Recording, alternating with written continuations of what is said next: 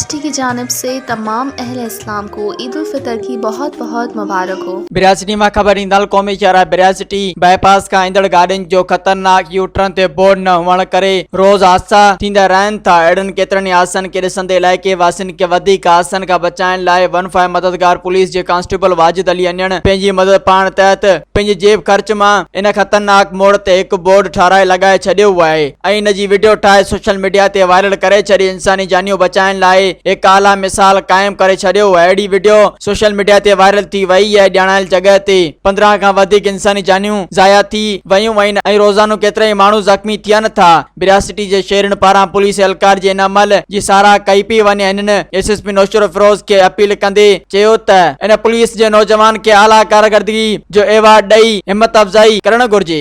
मज़ीद ख़बरनि ऐं तफ़सीलात लाइ विज़िट कयो असांजी वेबसाइट www.awamiNewsHD.com ऐं ॾिसंदा रहो अवामी न्यूज़ HD।